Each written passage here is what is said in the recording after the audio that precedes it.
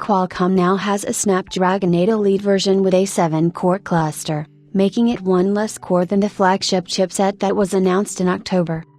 The Snapdragon 8 Elite was officially announced in October last year, and assuming you forgot about its specifications, the flagship SoC comprised 2 performance cores running at a default clock speed of 4.32 GHz and 6 efficiency cores operating at 3.53 GHz. There is evidence that the chipset's performance cores could reach 4.57 GHz, but that is if sufficient cooling was applied. However, the core count for the version did not change, and Qualcomm had not hinted about bringing in a less powerful version of its top-end silicon until now. Apparently, there is another Snapdragon 8 Elite that features one less core, and likely exists to allow Qualcomm's partners to continue launching flagships with the SoC, but keeping the price in check.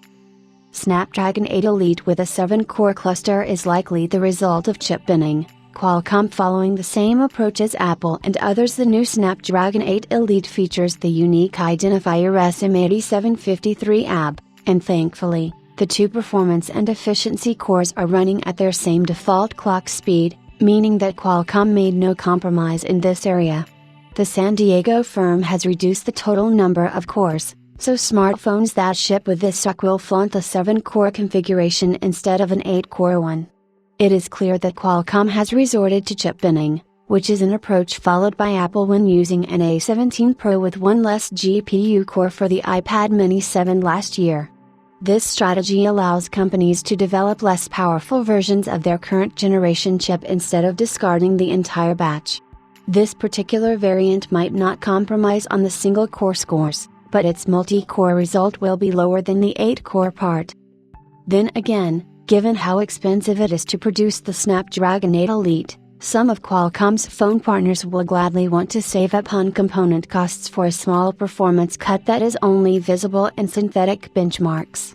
The only problem is for consumers, as they have to keep a closer eye on a smartphone's specifications before undertaking a purchase.